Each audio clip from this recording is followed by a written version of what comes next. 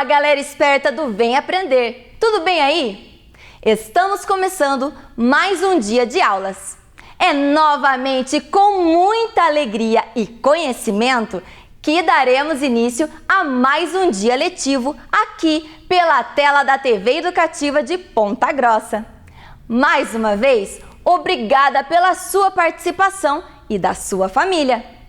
Esta parceria entre educação e comunidade é muito importante para o sucesso das crianças em seus estudos. Obrigada em nome de todos os profissionais da educação. Vamos lá! Agora é hora de estudar e aprender. Antes disso, vamos ver um pouquinho do que os nossos amigos estão fazendo em casa? Olha só estas imagens!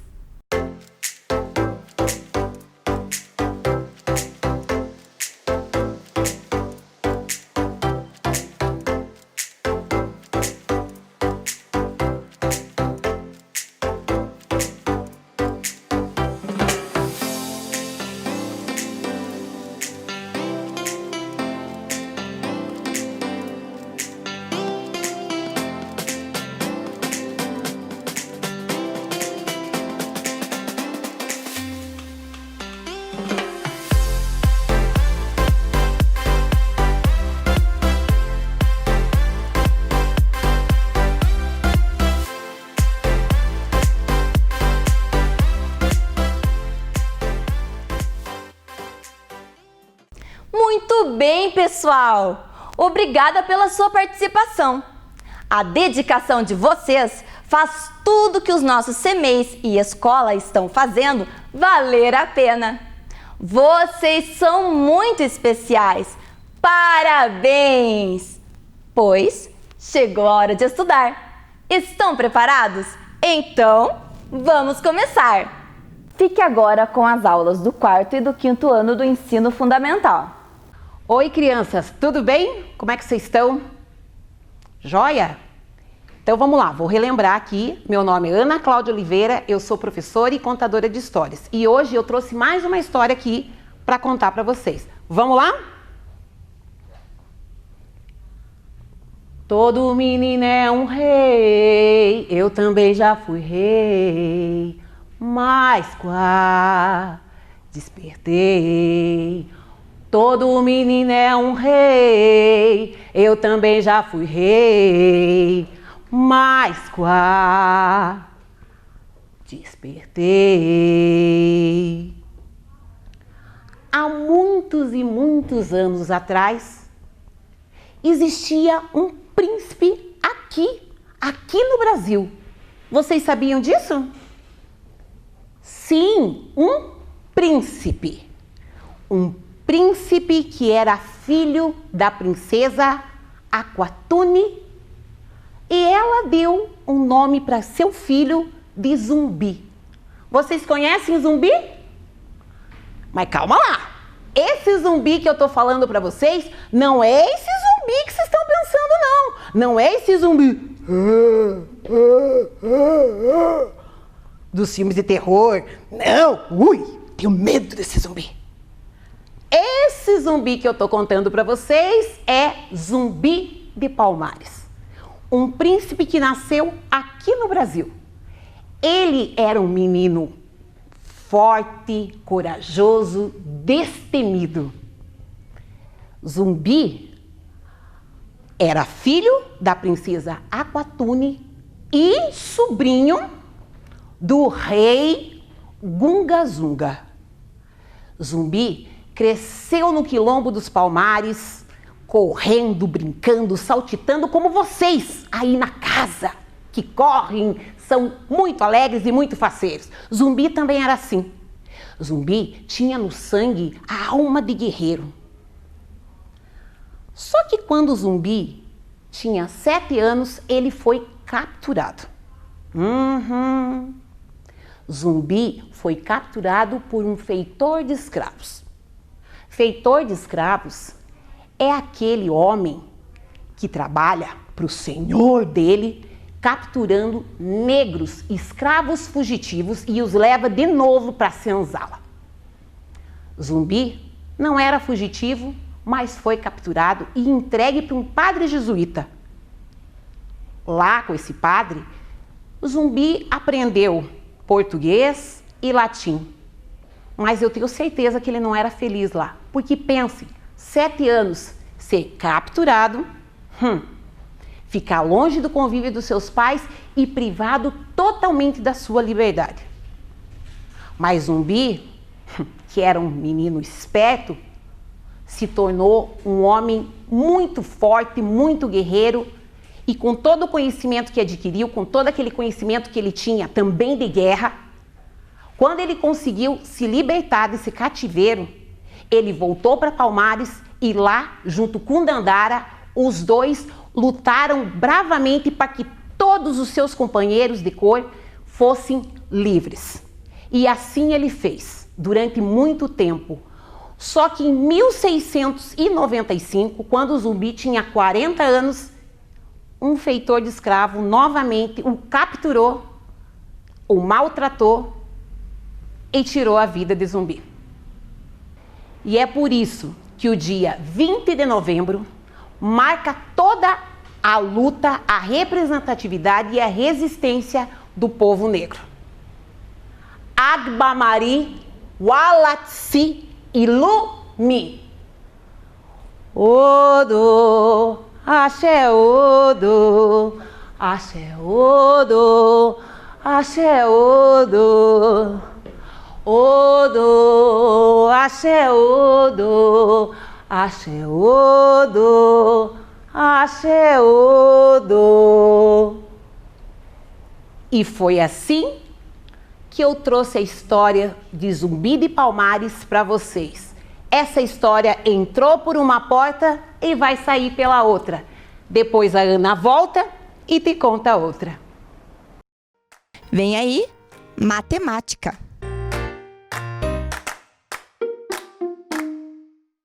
Olá, crianças! Tudo bem com vocês? Bem-vindos aqui a mais uma aula de matemática com a professora Anali.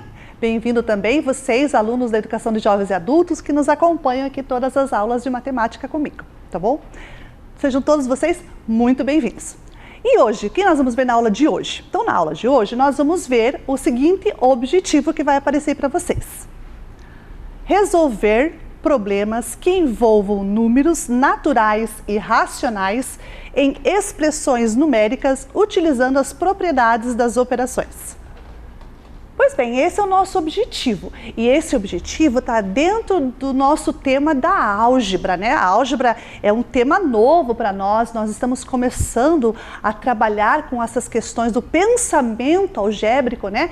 Mas este ano, né, nas aulas que a professora apresenta para vocês. Então, esse tema, né, das expressões algébricas, das propriedades das operações, a gente trabalha nessa temática da álgebra.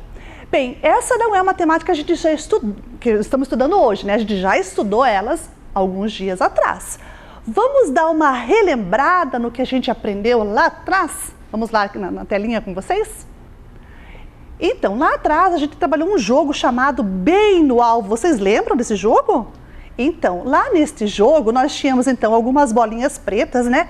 Colocadas ali sobre um tabuleiro cheio de números, né? E aí nós teríamos que descobrir qual era a pontuação que o jogador fez ao somar todas essas bolinhas pretas que caíram aí nesse exato campo, né, desse tabuleiro. E aí nós fizemos então uma expressão, né? Anotamos lá 50 mais 2 vezes o 20. Por que 2 vezes o 20? Porque ó, tem duas bolinhas pretas no número 20, né? Uma de um lado, outra do outro do tabuleiro. E 4 vezes o 10. Por que 4 vezes o 10? Porque a gente contou 4 bolinhas pretas sobre o valor do número 10. Bem, e fazendo toda a nossa operação, né? Concluímos aqui a nossa operação resolvendo primeiro a multiplicação. Então, a multiplicação de 2 vezes 20 e 4 vezes o 10 foi as duas primeiras operações que a gente fez. Por quê? Porque tem uma das propriedades, né, das operações aí dentro das expressões numéricas que nos diz assim, que primeiro numa situação onde a gente tem uma sentença matemática que use mais de uma operação, né, no caso aqui nós estamos usando a soma e a multiplicação, a gente faz primeiro a multiplicação, para depois fazer as somas. Então, no caso aqui, a gente fez primeiro a multiplicação das duas, né? Para depois somar os resultados. E por último, somando tudo, encontramos o valor então de 130, que não, neste jogo, nesta pontuação específica, nós temos 130 pontos. Então isso aqui foi o que a gente fez lá atrás. E a partir disso, a gente estudou algumas propriedades, né? Algumas leis matemáticas aí dentro dessa questão ainda das operações. Vamos dar uma olhadinha em algumas delas? Vamos lá? Então, para vocês verem que uma das coisas que a gente aprendeu nas aulas passadas foi a propriedade das operações, que nós temos aí algumas. A professora mostrou aqui para vocês 5 propriedades, sendo que 2 é da soma e da subtração e 3 são da multiplicação e da divisão. Né? A gente viu nessas propriedades, nós vimos então que se a gente alterar as parcelas de lugar numa soma, a gente não altera o resultado final. Nós vimos também que eu posso associar essas parcelas de diversas formas. Eu posso somar o primeiro e o último, ou somar o do meio com o primeiro, ou o do meio com o último, e assim sucessivamente. A gente pode fazer diversas combinações aqui de somas, porque na soma, né, nós estamos trabalhando com só somas, se eu trocar as parcelas de lugar aqui em qualquer lugar que eu coloque elas, associando elas em qualquer lugar, eu posso ter o mesmo resultado. Né? Então, eu vejo que a professora fez aqui também algumas outras parcelas um pouco maiores, né? 43 mais 25 mais 12, com números mais um pouquinho maiores, onde a professora associou as duas últimas, somando o resultado por primeiro, e depois, numa outra oportunidade, associamos então as duas primeiras. Ou uma ou outra. A gente pode fazer de qualquer jeito, porque se alterar a ordem não vai alterar a soma total.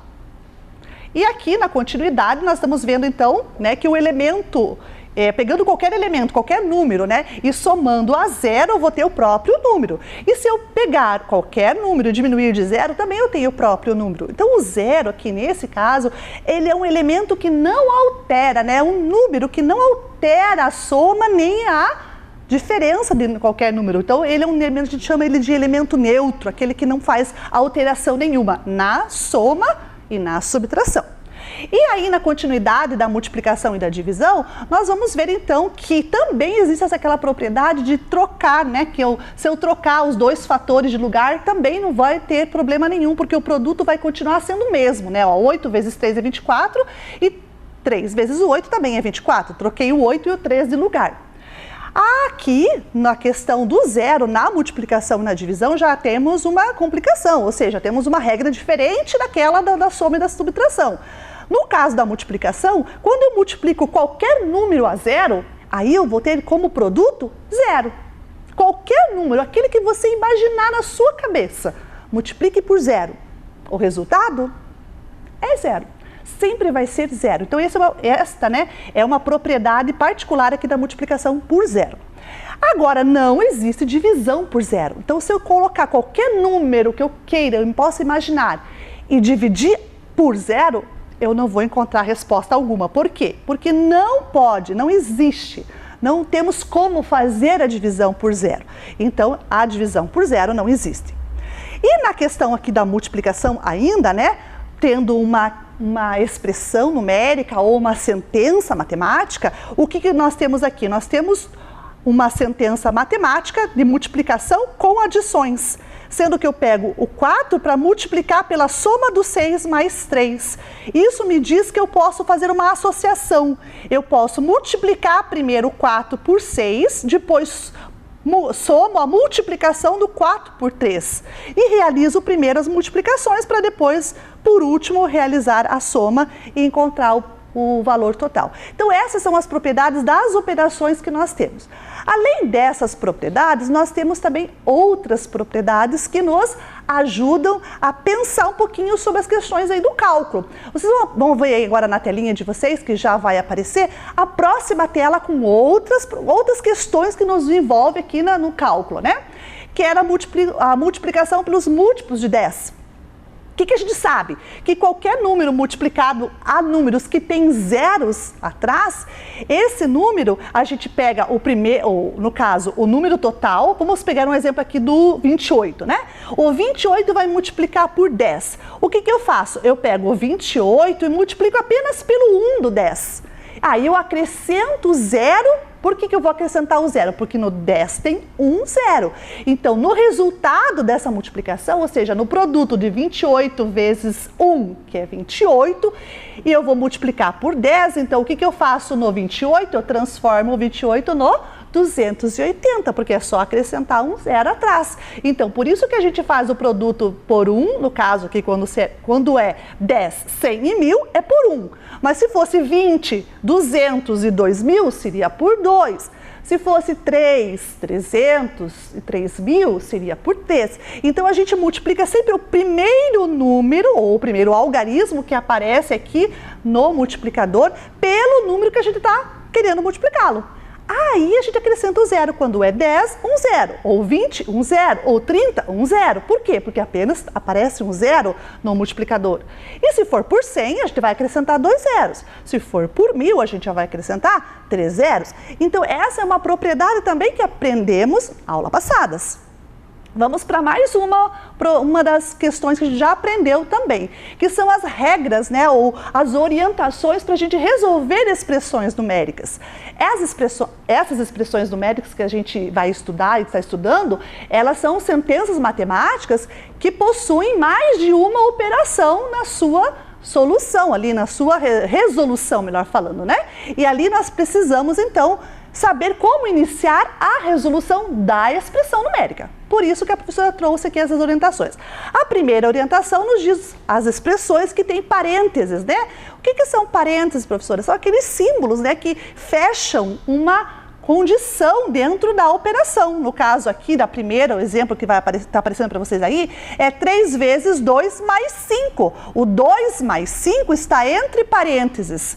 Por quê? Porque eu preciso primeiro fazer o que está dentro do parênteses. Porque essa é a regra. Numa expressão numérica que tiver parênteses, eu resolvo primeiro o que está dentro do parênteses. No caso da soma, eu vou resolver a soma. Mas e se eu tivesse outra operação? Eu resolveria aquela outra operação dentro do parênteses. Sempre obedecendo a ordem delas, né? Qual que é a ordem? Se tiver multiplicação e somas, eu resolvo primeiro a multiplicação, mesmo dentro do parênteses. Eu tenho que lembrar essa situação também. Mas no caso aqui, nós tínhamos uma soma que eu tinha que resolver por primeiro para depois multiplicar. Por isso que a gente usa o parênteses. Ele vem assim como uma condição de que você precisa resolver aquela operação primeiro para depois resolver as outras, tá?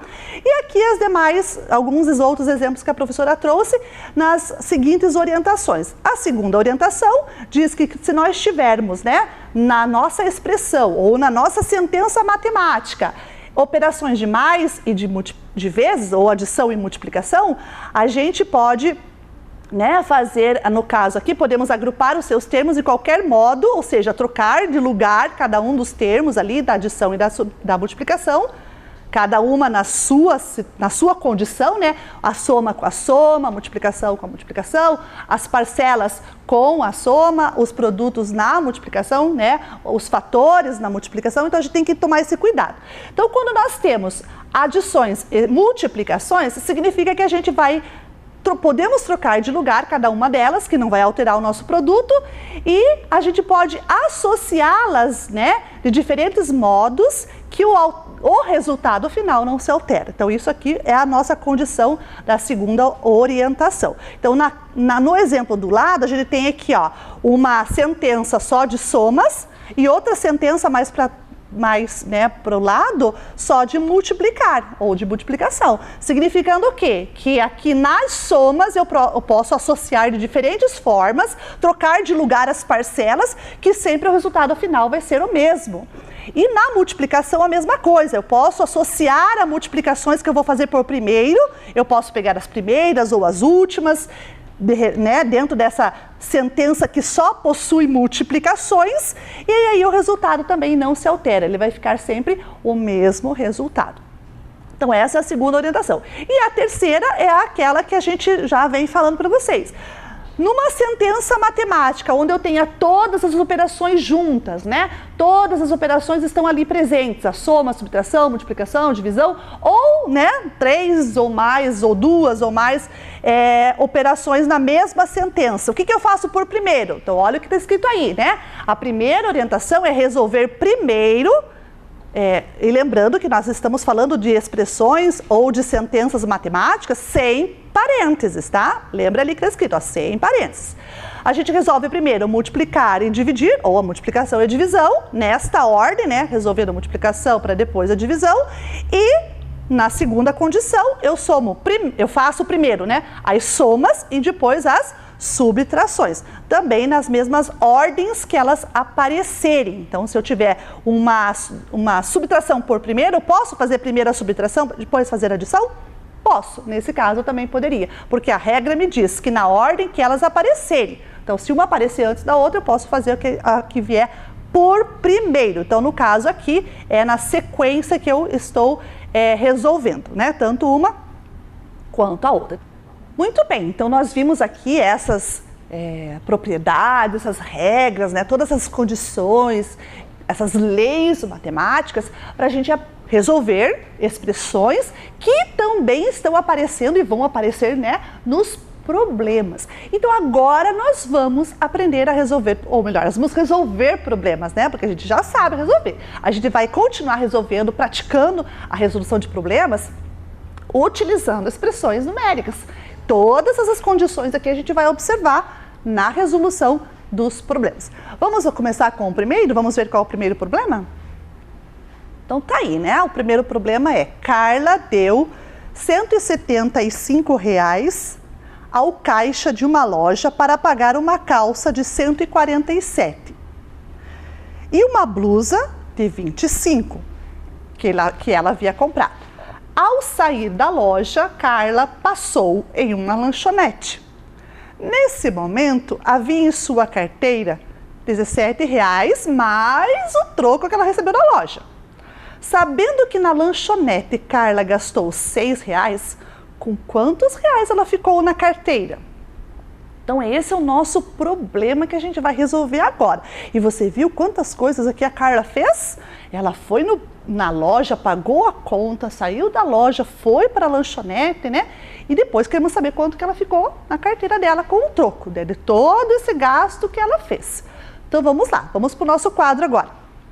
Então aqui no nosso quadro, a professora vai colocar para vocês toda a resolução. Eu quero que vocês acompanhem com a professora, né, para que a gente possa aprender a resolver problema transformando aquela linguagem, né, escrita, onde dizia lá, Carla fez isso, aquilo e mais aquele outro.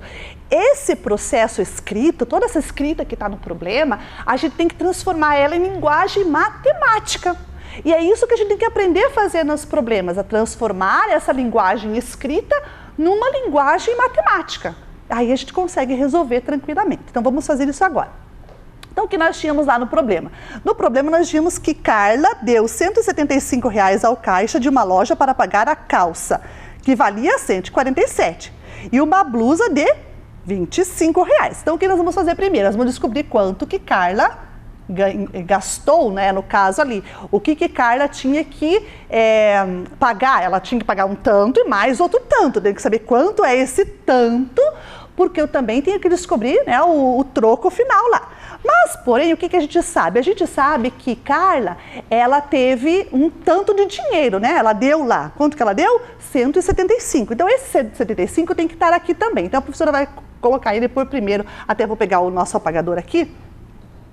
A professora vai colocar aqui ele por primeiro, tá? Porque ele que aparece por primeiro. Vamos colocar esse nosso número, né? Que é 175. Então, 175, que é o valor que ela deu. Se ela deu esse valor, significa que ela não tem mais, né? E o que ela fez com esse valor? Ela teve que, né, tirar desse valor o total que ela pagou. Então, se ela teve que tirar esse valor do total que ela pagou, eu vou ter que descobrir qual é o total que ela pagou. Então, qual foi a conta dela? A conta dela foi o 147, né, de uma peça lá que ela comprou, mais aquela outra peça, né? Então, nós vamos ter aqui esse valor aqui, ó. Por que a professora colocou parênteses? Porque este gasto que ela teve, que tirou do valor que ela deu para o caixa. Então, ó, ela deu o valor para o caixa, esse caixa tirou o valor que ela gastou na compra das duas peças, tá? Então, foi essa situação que aconteceu por primeiro. E depois, o que diz no problema depois? Lá no problema diz depois assim, que ao sair da loja, ela passou numa lanchonete. Bem, se ela passou numa lanchonete, o que ela foi fazer lá? Ela foi comprar algum lanche, né? Ou tomar fazer alguma, né? Um sorvete, um suco, um lanche, enfim. O que ela queria fazer lá na lanchonete? Então, ela deu o quê? Ela deu R$17, né? Ela tinha na carteira R$17. Então, tinha na carteira R$17 quando ela entrou na lanchonete. Só que ela não tinha só o 17. O que ela tinha? Esse troco aqui. Esse troco que ela tinha, eu ainda não sei, porque é dessa operação que está aparecendo aí para vocês no vídeo que vamos descobrir o troco que ela teve lá na lanchonete. Então, dessa operação aqui vai sair o troco. Eu sei que ela tem, então, mais aquele R$17 na carteira dela, porque no final das contas eu quero saber quanto tem na carteira dela. Esse R$17 que ela tinha, menos aqueles 6 que é do que o 6 era? Do gasto na lanchonete. Então, ela tinha 175, pagou lá na loja numa compra que ela fez. Essa compra teve essa somatória aqui que eu vou descobrir. Ela tinha na carteira R$17, ela gastou 6. Então, esta é uma sentença matemática que eu quero procurar no final quanto tinha lá na carteira da Carla. Que no final, toda essa resolução aqui vai me dar o troco que a Carla ficou na carteira. Então, como é que a gente faz aqui, professora? Lembrando da propriedade lá. Vamos resolver primeiro o que está dentro do parênteses, né? Então, vamos lá. 175 menos... Quanto que faz a subtração aqui do 147... Desculpe, a soma do 147 mais o 25. Isso é bem fácil, a gente não precisa nem armar, né? Ó, 7... Com 5 dá 12, sobe um aqui. Fica 5 aqui, 4 mais 1, 5 mais 2, 7. Então, fica 172, né? A somatória desses dois aqui. Então, esse 172, ela recebeu daí do troco que vai sair daqui, ó. Ela deu esse 175, o caixa da loja retirou do 175 que ela deu os 172 para dar um troco que eu ainda não sei qual é. Continuamos lá, ó, mais o 17 que ela tinha na carteira, menos o 6, que eu ainda não fiz. Poderia fazer aqui? Posso, mas ainda não fiz. Vamos fazer agora na operação que aparece na sequência. Olha, que a outra propriedade que nós tínhamos. A operação que aparece na sequência. Aqui, ó, bem simples, 175 tirando 172. Professora, tem que armar? Aí eu que pergunto para vocês. Precisa armar? Vejam bem essa operação aqui, ó. 175 menos 172. Tem necessidade de armar essa conta? O que vocês acham? Ah, muito bem. Não precisa. Por que não precisa? Porque, ó, 175, 172, eles estão muito próximos, né? Quanto que é a diferença desses dois aqui, ó? Desse 72 para chegar no 75? Claro, né? Do 172, mas a gente está pegando só as duas casas últimas porque eles estão muito próximos. Qual é a diferença dos dois? Isso, a diferença é 3. Então, estes dois aqui me deu resposta, né? Até a professora não vai colocar esse risco aqui, vou tirar para não confundir com fração. Então, isso aqui não é fração, isso aqui é só um risco aqui que a professora colocou para poder identificar aqui que esses dois aqui, esse daqui até aqui, eu tenho resposta 3. 3 mais 17 menos 6. O que dizia o problema? Que ela tinha na carteira R$17 mais o troco que ela recebeu. Agora eu já sei o troco. O troco é 3. Então, 17 mais 3, 20. Aí ela tinha 20 na carteira, pagou o lanche que ela tomou lá na lanchonete. E, diminuindo aqui a diferença do 20 e do 16, precisa armar essa conta? né? Tem contas que a gente não precisa armar, tem conta que a gente já pode fazer assim com a nossa cabecinha. Quantos que eu tenho que somar 6 para chegar no 20? Ou pega 20, volte para trás 6 casas, chegou aonde? Né? Então dá para a gente fazer esses dois jeitos. E aqui a gente descobre então que a resposta é 14. Quanto é que Carla tinha na carteira no final das contas? Então no final de todo o processo, Carla ficou com 14, né? Todo o processo que ela passou lá de compra, de venda, de pagamento, ela ficou então com R$14. Então essa aqui é a resposta final.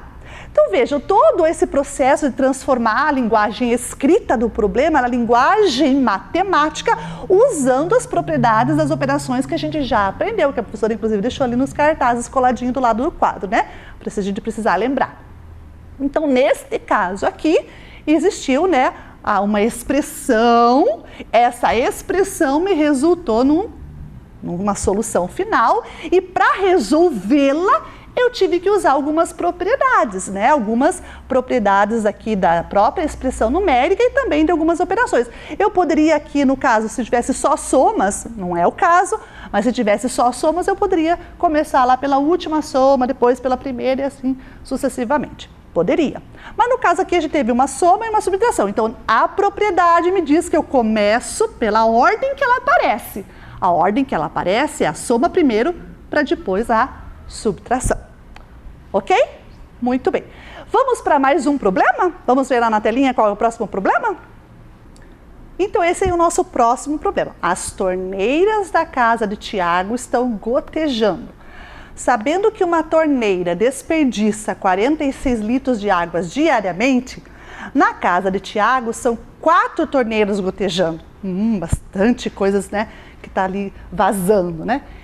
Quantos litros de água desperdiçam em um mês? Todas essas 4 torneiras. Olha, tem 4 torneiras ali gotejando. Naquela condição que a gente viu ali em cima. Uma torneira gotejando desperdiça 46 litros de água diariamente. E se ele está, né, com 4 torneiras gotejando, eu quero saber no final das contas, lá no mês, quantos litros de água foram desperdiçados. E depois pergunto também se fossem 2 torneiras só. Então, muito bem, aí está o problema que a gente vai resolver, né, aqui da torneira do Tiago. Só que para a gente resolver esse nosso problema, nós vamos pegar toda essa escrita na linguagem, né, língua portuguesa, nossa linguagem mãe, e vamos transformar em linguagem matemática. Então, agora a gente vai lá para o quadro para fazer isso. Então, o que nós tínhamos lá? Nós tínhamos, então, que eram 4 torneiras gotejando. Cada torneira, quantos litros? Isso, 46. Então, a professora vai colocar aqui, ó, se eram 4 torneiras, nós temos que multiplicar 4 pelo desperdício de cada uma delas, que era 46 litros de água. Então, essa informação aqui é uma informação que o problema me deu na primeira vez. Bem, só que isso aqui é apenas em um dia. Quantos dias ele queria saber lá? Que era o nosso problema, em quantos dias ele queria saber o desperdício de água? Em um mês. Então, um mês nós temos aproximadamente, aí, fazendo uma conta aproximada, aí, 30 dias. Não vamos considerar os meses de 31, vamos arredondar para 30 dias, tá? Porque a gente está generalizando a questão do mês. Quando a gente fala assim, mês enquanto medida de tempo, a gente sempre vai se remeter a 30 dias, tá? Então, no caso ali, o mês é um tempo passado. Então, a gente vai considerar 30 dias. Então, isto era um dia. Lembra que a gente já trabalhou também essa questão da proporção? Então, aqui nós vamos ter a proporção. É um tanto de valor lá em um dia, que é o caso que vai aparecer nesse cálculo nós vamos fazer. Eu preciso saber isto em 30 dias, né? Que é o mês que eu quero saber lá. Então, este valor aqui que eu faço, vou até pôr o parênteses aqui, não precisaria colocar, mas eu vou colocar só para dar ênfase, tá? Só para vocês poderem entender o que a professora registrou aqui na linguagem matemática da coisa. Eu registrei um dia de desperdício de água de 4 torneiras. Então, esse aqui, ó, eu vou até colocar aqui em cima bem pequenininho, é de não é nem primeiro, é um só, de um dia. tá? Então, um dia é isso. Pegando tudo isso aqui até aqui, o que eu tenho? Aqui é só 1. Daqui até aqui são 30. 30 dias, tá? Que no caso seria o mês, né? O que a professora quer saber. Então, esta é a linguagem matemática para desperdício das 4 torneiras. Bem, depois vem no problema lá, o que vem dito lá no problema? Que ela quer saber se fosse 2 torneiras. Aqui nós temos 4, né? Porque a professora pegou aqui 4 torneiras. Mas se fosse só 2. E agora, professora, eu apago 4 e coloco 2? Não. Vamos olhar aqui com a professora, o que o 2 é do 4? Isso, 2 é metade do 4. Se é metade, depois que eu descobri o valor de tudo isso, o que eu tenho que fazer? Isso, muito bem, eu tenho que dividir pela metade, porque se tudo isso aqui é de 4 torneiras no final do mês, para que eu saiba de 2 torneiras, que é metade, é só dividir por 2. Então, olha o que a professora vai fazer aqui agora. Eu vou pegar aqui o apagador, né, para a gente poder tirar aqui de baixo esse nosso dias que a professora escreveu aqui. Aqui de cima também, era só para a gente poder fazer aqui a nossa ênfase, né, no que a professora acabou de mostrar para vocês. Vou apagar. Muito bem. Agora a gente vai fazer o seguinte, a professora vai colocar aqui para vocês essa situação, que depois de tudo isto, de tudo isso aqui, eu tenho que dividir por 2. Então, olha o que nós vamos fazer. Nós vamos fazer essa expressão aqui, ó. Nós vamos fazer o que está dentro do nosso parênteses é a expressão do mês. 4 torneiras.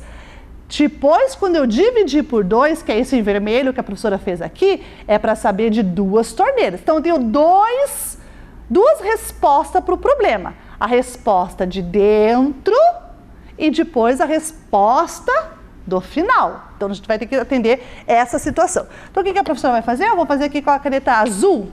Esse de dentro, tá? A professora vai resolver primeiro aqui junto com vocês a parte de dentro para descobrir dos 30 dias. Vamos lá comigo? Então aqui, professora, eu posso armar a continha aqui? Posso pegar esses 2 primeiro para resolver. Poderia também multiplicar esse por esse primeiro. Lembra que eu posso fazer isso? A propriedade da multiplicação me diz que se eu alterar de lugar aqui os fatores, o produto final não se altera. Eu poderia fazer isso. Poderia fazer primeiro essa por essa, o resultado multiplicaria por 4. Mas eu posso também fazer, né, a divisão aqui para depois multiplicar lá por 30. Muito bem, a professora colocou o parênteses para vocês terem a noção de que isso aqui vale no 30 dias para 4 torneiras. Mas a expressão, essa expressão toda aqui, não precisaria do parênteses. Mas a professora vai deixar só para enfatizar que é essa das 4 torneiras em 30 dias. Vamos lá então. Vamos marcar aqui do ladinho? Vamos fazer aqui, ó. 46 vezes 4. 4 vezes 6, quanto é? 24. Muito bem, 4 vezes 6, 24. 4 vezes 4, 16, mais 2, 18. Então, eu tenho nessa conta aqui o valor 184. Então, eu vou colocar 184 nesse lugar aqui da expressão. Ok. Agora, esse valor eu vou multiplicar por 30. Muito bem. Ok? Estão vendo aí? Muito bem. Agora, o que nós vamos fazer? O que é a nossa regrinha lá no giz, quando eu tenho números com 0 no final? O que ela diz? Lembram lá? Vamos olhar aqui no cartaz? A professora pôs o cartaz aqui do ladinho. O cartaz aqui me diz assim, ó. Né? Vamos pegar aqui, por exemplo, o número 7, que está no nosso exemplo aqui, ó. O número 7 multiplicado por 10. No caso aqui, nós vamos multiplicar por 30. Mas, vamos lá, por 10 primeiro, porque a regra é a mesma, só muda de 10 para 30. Então, o que nós fizemos aqui, ó? O primeiro multiplica pelo 7, depois eu só acrescento um 0, ok? Então, verificaram aqui? Então, no 30 vai ser a mesma coisa, só que eu vou multiplicar, de vez de multiplicar por 1, Eu vou ter que multiplicar por 3 para depois acrescentar o zero. Então, vamos lá com a professora. Então, a professora vai fazer agora aqui a conta do lado. Vamos pôr aqui. Vamos colocar lá 184 vezes 3. Por que 3? Lembram lá? Porque esse 30 do zero, eu vou fazer um zero aqui, ó, pontilhado. Ele tá ali, ele pertence, ele vai ser 30, ele é 30. O meu número é 30. Mas eu vou multiplicar pelo 3 primeiro e depois eu só acrescento o zero que vai ficar aqui no final, ok? É isso que eu vou fazer. 3 vezes 4, 12. Sobe 1 na dezena. 3 vezes 8, 24. 24 mais 1, 25. 5 aqui, o 2 acrescenta lá. 3 vezes 1, 3. 3 mais 2, 5. E agora eu vou acrescentar o zero, porque esse zero que estava escondido, né? Que eu fiz só por 3, mas eu queria multiplicar por 30. Então, esse zero aqui, ele volta aqui, ó, acrescentado na resposta, ok? Muito bem. Então, esse nosso problema foi resolvido desse jeito. Então, aqui agora eu vou colocar aquele valor ali, ó. Esse valor eu vou colocar aqui agora. 5.520. O que esse 5.520 é? Ah, olha uma coisa que a professora esqueceu aqui, que vocês também, né? Claro que a gente vai fazendo e vai desenvolvendo a habilidade. Mas aqui, ó, esse divididos por 2, ele também tem que aparecer aqui embaixo, não posso esquecer dele. Vou até apagar aqui agora a conta que a gente já usou, não vamos usar mais. Tudo bem. E agora esse divididos por 2 também tem que estar aqui porque ele faz parte do problema, né? Eu não posso esquecer dele. Então, eu vou dividir por 2 aqui também. Ótimo, muito bem. Agora eu tenho essa conta final para fazer. 5.520 divididos por 2, ou seja, a metade de 5.520. Como a gente faz essa divisão de metade? Dá para armar? Dá para armar. Para ter segurança, podemos armar. Mas podemos trabalhar com a ideia também de metade de cada valor que está aqui. Então, olha que a professora vai ensinar vocês a fazer. Deixa a professora colocar aqui essas coisas para poder pegar a caneta para vocês verem. Então, olha lá. Primeiro, vamos fazer aqui, ó, como que a professora pode falar? Uma linha aqui paralela, que não faz parte dessa expressão. Eu vou fazer agora só para resolver diferente esse carinha aqui, essa divisão aqui, tá bom? Então, vamos ver lá como que a gente pode fazer. Por que dá para fazer assim, do jeito que a professora vai ensinar? Porque é metade, e a metade é fácil, eu não preciso armar a conta. Eu posso trabalhar na flexibilidade do número, né? Flexibilizar o número, ou seja, deixar o número assim mais acessível. Então, vamos lá. 5.000 primeiro, divididos por 2. É 2.500, a metade de 5.000. Não é 2.500? Então, ó, primeiro o 5.000. A professora já colocou aqui o valor da metade do 5.000. Depois é o 500, depois vem o 500, vamos olhar lá o 500. Então, esse 500 aqui que nós temos aqui, a metade de 500 é, então eu vou somar com metade de 500 é 250. Então, aqueles 5.500 mais o 250 mais. Agora eu vou pegar o 20, porque é mais fácil pegar o 20, metade de 20. Eu não preciso pegar metade de 2, porque metade de 0 não tem. Então, vou pegar metade de 20 direto, que é 10. Quanto dá aqui? Soma para a professora lá. 2.500 mais 250 mais 10. Vamos lá? 2.000. Ó, por que o 2.000 eu deixo ele sozinho? Porque eu não tenho nada, nenhuma casa de milhar aqui, ó. Eu tenho só centena e dezena. Então, o 2.000 não vai alterar. O que vai alterar? A casa, por enquanto, né? Vai alterar a casa da centena. 500 com 250, eu já sei que é 750. Então, vou pôr aqui, ó, 750 mais aquele 10 que está lá, que eu não posso esquecer dele. Agora, 750 mais 10, 760, metade de 5.520. Então, vejam aqui, olha, quantas coisas nós fizemos para resolver uma expressão usando algumas propriedades das operações. E eu faço assim para que eu possa fazer o cálculo diferente daquele cálculo tradicional. A professora pode fazer assim, vocês também podem fazer assim. A gente não precisa fazer cálculos tradicionais, porque a gente tem nossas estratégias próprias. Se essas estratégias forem estratégias que são convincentes, se são aquelas estratégias que a gente pode dizer assim, que valem, né, a resposta final, que chegam no mesmo final que a professora chegou, então está valendo. O que nós fizemos aqui? Nós fizemos, então, a resolução, primeira parte, que a gente achou 5.520. Aí a segunda pergunta do problema é se fosse 2 torneiras. Aí o que a professora fez? Ela fez todo esse processo aqui embaixo de divisão diferente, de armar a divisão. A gente foi pegando um por um dos valores posicionais aqui, ó. Dos valores posicionais, o que é valor posicional, professora? É o valor do número na ordem que ele está. Então o 5 aqui vale 5.000, metade de 5.000 eu sei, é 2.500. O 5 está na centena, que vale 500, metade de 500 é 250. E o 20 que sobrou aqui, né, no meu total do número, o meu 20, a metade dele é 10. Então o que eu fiz aqui? Agora só somei todas as metades de todas as ordens que eu separei. E daí encontrei a metade, esse número aqui é metade desse. Então olha o que nós vamos fazer agora. Nós vamos apagar esse aqui, nós vamos terminar, né, tirar aqui da nossa lousa, para colocar a resposta final. 2.760. Então, este é o valor, né, que a gente encontrou e vai responder a segunda pergunta do nosso problema. Vamos voltar lá no nosso problema para ver qual era a pergunta? Isso, ó, a primeira pergunta, quantos litros de água desperdiçam, né, essas torneiras ali em um mês? E se fosse somente 2 torneiras? Então, ali a nossa resposta primeira seria o 5.520 das 4 torneiras e, por último, a segunda resposta seria 2.760 litros de água desperdiçados só por 2 torneiras.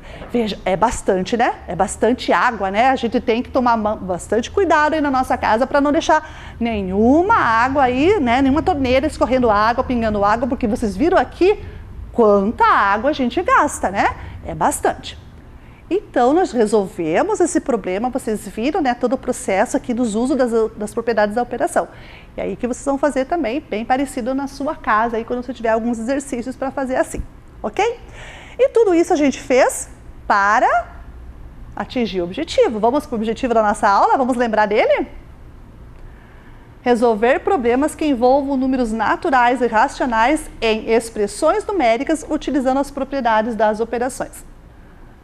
Então, tudo isso que nós fizemos foi para chegar nesse objetivo de hoje. Então, a gente resolveu alguns problemas aqui usando as propriedades das operações e a gente conseguiu alcançar o nosso objetivo da aula. Beleza? E para você treinar na sua casa e também essa questão, a professora propôs a tarefa. Vamos lá? A tarefa de vocês está aí, ó. Sérgio está comprando esse estofado para sua casa. Ele vai pagar a prazo com acréscimo de R$ 124. No final, quanto ele pagará pelo estofado? Observando a oferta, né? Então a oferta está aí nesse cartaz que está aparecendo para vocês aí, ó. À vista, né? O preço do sofá. E a prazo é feito em 12 prestações, ou seja, 12 parcelas, com aquele acréscimo. Ou seja, no final da conta, ele vai pagar essas 12 parcelas, né? Ou melhor, o valor lá, o 1.790 distribuído nas 12 parcelas, mais o 124, que é o juro, digamos, né? Que ele irá pagar aí na soma total. Qual destas opções que estão aí aparecendo para vocês abaixo resolve o problema? Então a professora já montou 4 expressões numéricas, ou 4 sentenças matemáticas, né? Que vocês vão agora olhar, analisar e dizer qual delas resolve o problema do Sérgio, né? Para a gente descobrir lá no final quanto ele pagará pelo estofado. Qual delas resolve, né? Marca lá o X. Numa só tem uma resposta correta. E no final, você vai resolver essa sentença que você marcou, que a gente espera que você marque a correta, né? Vai resolvê-la para então responder o problema que está perguntando. Quanto ele pagará pelo estofado? Ele pagará pelo estofado tantos reais, que é o que eu quero saber no final do problema. Então, essa nossa tarefa aqui, a professora já deu a opção, né, da expressão, ou seja, já transformou essa linguagem, né, da linguagem mãe aqui na língua portuguesa, já transformei em linguagem matemática, só que só tem uma certa das 4 opções aqui. Você vai marcar aquela que é a certa e depois vai resolvê-la para responder o problema, ok? Muito bem, então tá aí a tarefa, a gente já está chegando, né? Já chegamos ao final da nossa aula. Espero que vocês tenham gostado, mas principalmente aprendido, que é o mais importante. Depois, vai lá no site da professora, lá no blog, né? E pega a correção, mas antes resolve, tá? Resolve e se esforça, porque é assim que a gente aprende, beleza? Então a professora vai ficando por aqui e fiquem bem. Até a nossa próxima aula. Um beijinho! Vem aí, Língua Portuguesa.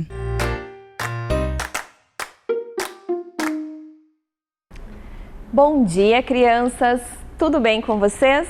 Eu espero que sim. Eu sou a professora Patrícia e hoje vamos trabalhar mais uma aula da disciplina de Língua Portuguesa. Sejam todos bem-vindos à nossa aula e vamos lá! Já pegue aí o seu caderno, suas anotações, os seus lápis, né? Caneta, borracha e vamos estudar. Você vai escrever lá no seu caderno, dia 20 de novembro de 2020, hoje é sexta-feira, escreva o seu nome completo com a letra bem caprichada. Vou dar um tempinho para você copiar. Joia! Então vamos lá, vamos seguir firmes para mais uma aula. E já vamos começando conhecendo os objetivos da nossa aula hoje. Reconhecer os sinais de pontuação, compreender a função dos sinais de pontuação na escrita e na leitura, identificar o papel do vocativo e aposto na construção de frases. Joia? E a professora vai começar lendo um texto de uma bonequinha que eu tenho certeza que vocês gostam muito. É a Emília, lá do sítio do Pica-Pau Amarelo. O nome desse texto é O Bazar da Pontuação. No tal bazar, encontraram os sinais de pontuação, arrumados em caixinhas de madeira com rótulos na tampa. Emília abriu uma e viu só vírgulas dentro. Olhem que galanteza! Exclamou. Vírgulas, vírgulas e mais vírgulas. Parecem bacilos do cólera morbo, que Dona Benta diz serem vírgulazinhas vivas. Emília despejou um monte de vírgulas na palma da mão e mostrou-as ao rinoceronte.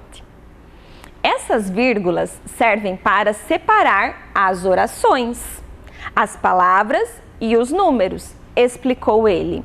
Servem sempre para indicar uma pausa na frase. A função delas é separar de leve. Emília soprou o punhadinho de vírgulas nas ventas de Quindim e abriu a outra caixa. Era a do ponto e vírgula. E estes, Quindim? Estes casaizinhos de vírgula e ponto? Esses também servem para separar, mas separar com um pouco mais de energia do que a vírgula sozinha. Emília despejou no bolso de Pedrinho todo o conteúdo da caixa. E estes aqui? Perguntou em seguida, abrindo a caixinha dos 2 pontos. Esses também servem para separar, porém com maior energia do que o ponto e vírgula. Metade daqueles 2 pontos foram para o bolso do menino. Emília abriu uma nova caixa. Oh, esses eu sei para que servem, exclamou ela, vendo que eram pontos finais. Estes separam de uma vez, cortam. Assim que aparece um deles na frase, a gente já sabe que a frase acabou, findou-se. Em seguida, abriu a caixa dos pontos de interrogação. Ganchinhos! Exclamou. Conheço-os muito bem. Servem para fazer perguntas. São mexeriqueiros e curiosíssimos. Querem saber tudo quanto há. Vou levá-los de presente para tia Anastácia. Depois chegou a vez dos pontos de exclamação. Viva! Gritou Emília. Estão cá os companheiros das senhoras Interjeições. Vivem de olho arregalado, a espantar-se e a espantar os outros. Oh! Ah! Ih! A caixinha imediata era da reticências. Servem para indicar que a frase foi interrompida em certo ponto, explicou Quindim. Não gosto de reticências, declarou Emília. Não gosto de interrupções. Quero todas as coisas inteirinhas. Pão, pão, queijo, queijo, ali na batata. E, despejando no assoalho todas aquelas reticências, sapateou em cima. Depois, abriu outra caixa e exclamou com cara alegre. Oh, estes são engraçadinhos, parecem meia-luas. Quindim explicou que se tratava dos parênteses, que servem para encaixar numa frase alguma palavra, ou mesmo outra frase explicativa, que a gente lê variando o tom da voz. E aqui, estes pauzinhos? Perguntou Emília, abrindo a última caixa. São os travessões, que servem no começo das frases de diálogo para mostrar que é uma pessoa que vai falar. Também servem dentro de uma frase para pôr em maior destaque uma palavra ou oração. Que graça! Exclamou ela. Chamarem travessão a umas travessinhas de mosquito deste tamanhinho? Os gramáticos não possuem o senso da medida. Quindim olhou-a com o rabo dos olhos. Estava ficando sabida demais. Esse texto foi retirado do livro Esse texto foi escrito por Monteiro Lobato e foi retirado do livro Emília no País da Gramática. Veja só que safadinha essa Emília, né? Acabou descobrindo aí vários pontos e para que eles servem. Muito bem. Gente, então vamos relembrar os sinais de pontuação. Também são conteúdos que vocês já viram antes, mas que são extremamente importantes para nós escrevermos uma frase, um texto, certo? Então vejam aqui. O que são sinais de pontuação? São sinais que utilizamos para organizar e dar sentido à escrita e que refletem nas entonações e pausas na fala. Certo? Então, ali existe a vírgula, existe o ponto de exclamação, existe o ponto de interrogação. Em todos eles há uma entonação na hora de falar, certo? Quando eu vou falar uma frase afirmativa, né? Está frio hoje, ponto final. Agora eu vou perguntar, está frio hoje? Veja, a minha entonação foi diferente, então denotou que eu fiz uma pergunta, certo? Agora aqui, vamos relembrar alguns pontos de pontuação, as características e ver algumas frases construídas com eles.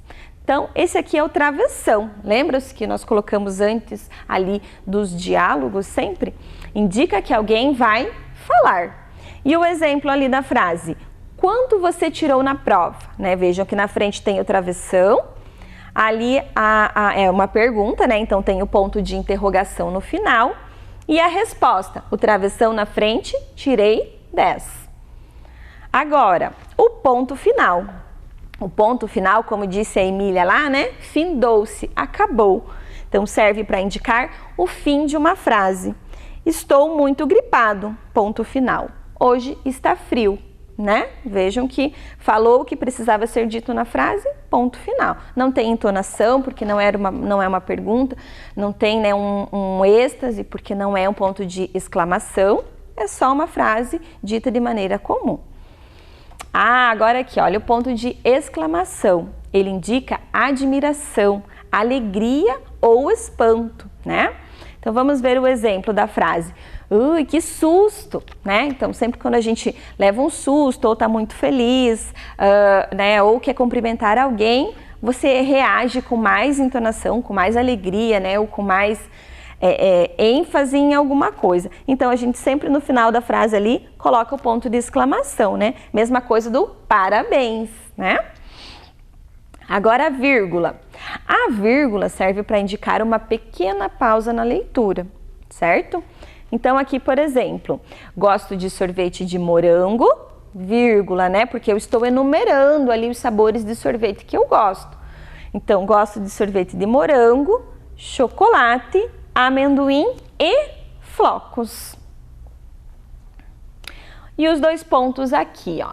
Usado para avisar que um personagem vai falar ou iniciar uma lista. Então, sempre que depois nós quisermos, né, um personagem vai falar, alguém vai explicar alguma coisa, a gente usa os 2 pontos ali no final da frase, certo? Aqui o exemplo. De repente, João teve uma ideia, né? Qual será que foi a ideia do João?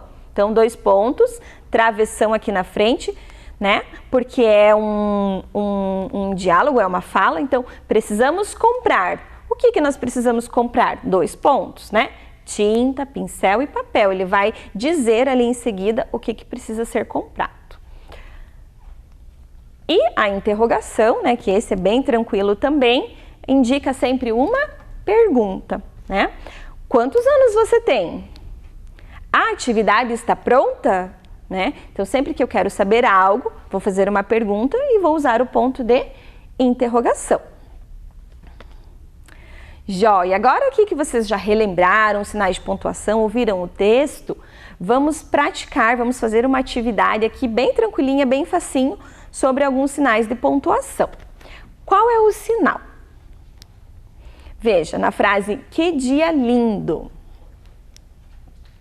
Qual sinal será que eu vou usar? Será que eu vou usar o ponto final, o ponto de exclamação ou o ponto de interrogação?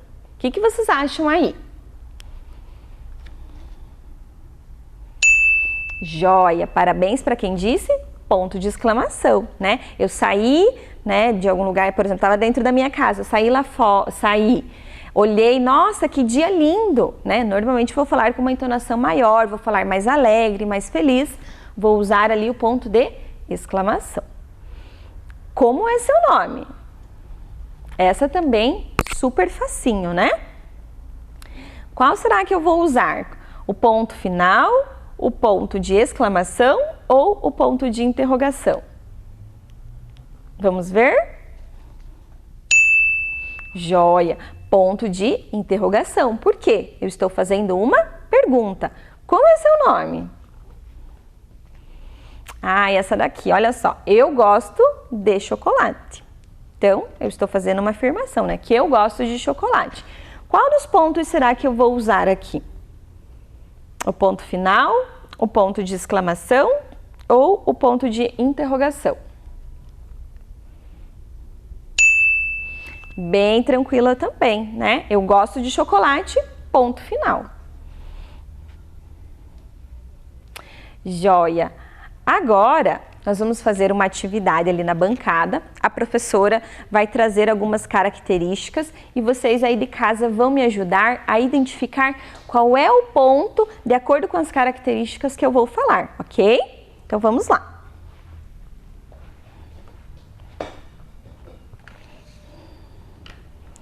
Então, vejam aqui, ó. A professora trouxe um poema. O poema se chama Poema Pontuação e Sua Função, certo? E aqui tem a descrição de vários pontos e vocês vão identificá-los através das características que a professora falar. Joia? Então, vamos lá. Vejam aqui. A primeira característica. Ali. Sou muito emotivo. Sou muito emotivo e a exclamar eu vivo. Sou usado com capricho para expressar emoção. Eu sou o... Quem será que é esse ponto? O que vocês acham? Para expressar emoção, né? É o ponto de exclamação, né? Então, vamos escrever ali. Ponto de, certo? Exclamação.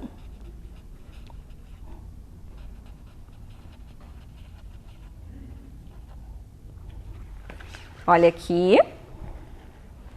Então, né, sou muito emotivo sempre que a gente vai demonstrar emoção, né? Sou usado com capricho para explicar emoção. Eu sou o ponto de exclamação.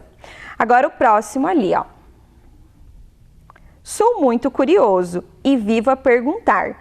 Quando surge uma dúvida, vou logo interrogar. Quem que é o ponto ali que nós vimos que nós usamos sempre para fazer uma pergunta? Lembraram? É o ponto de interrogação. Muito bem.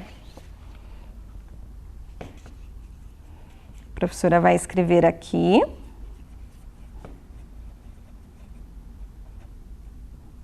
Joia. Então, o ponto de interrogação.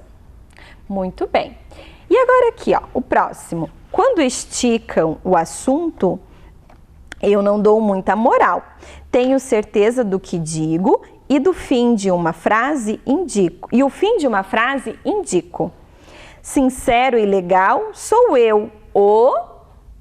Quem é o ponto ali que indica o final da frase que nós já vimos? O que vocês acham?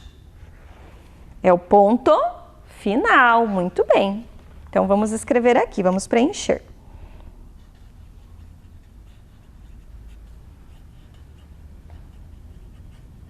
Ponto final. Joia. Agora aqui o próximo.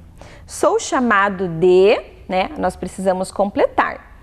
E sou muito camarada. Sou usado com frequência antes de uma fala.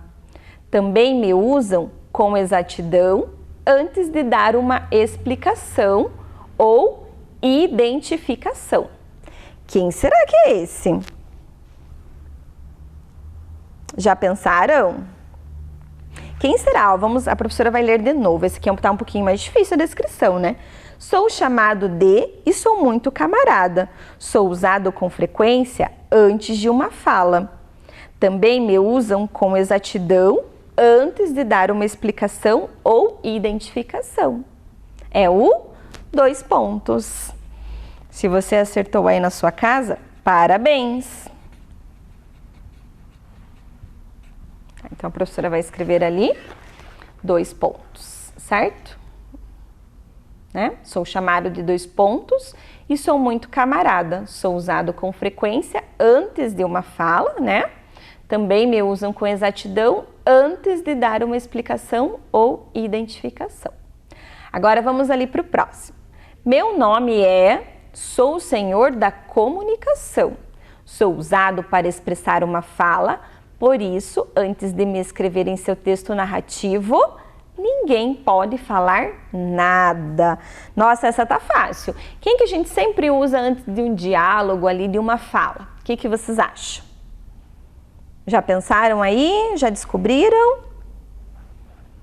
É o travessão, né, gente? Bem facinho essa. A professora vai escrever aqui.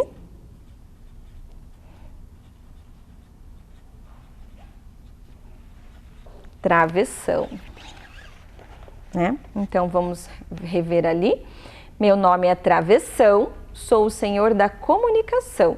Sou usado para expressar uma fala, por isso, antes de me escrever em seu texto narrativo, ninguém pode falar nada. Então, não pode esquecer que sempre quando tiver a fala de alguém, nós precisamos colocar o travessão na frente. Joia? Vamos para o próximo, então? Aqui, sou conhecido como, eu preciso completar. Quando presente em pensamentos, indico suspensão. Também posso ser usado para indicar na fala, uma hesitação. Vou ler novamente para vocês. Sou conhecido como reticências. Quando presente em pensamentos, indico suspensão. Também posso ser usado para indicar na fala uma hesitação. Quem será que é esse?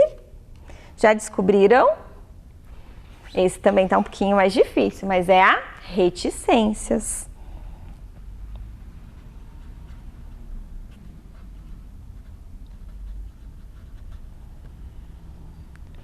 Joia.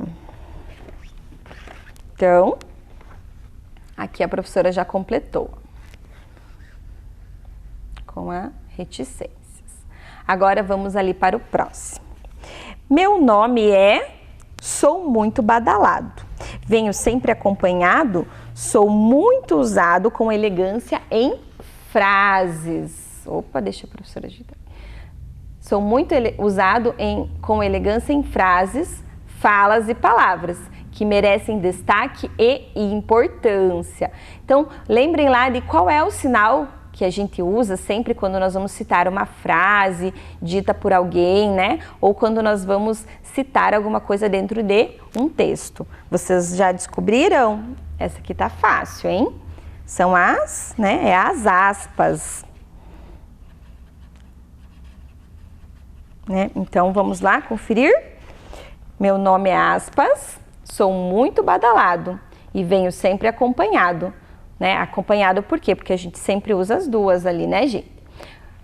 Sou usado com elegância em frases, certo? Fala e palavras que merecem destaque e importância.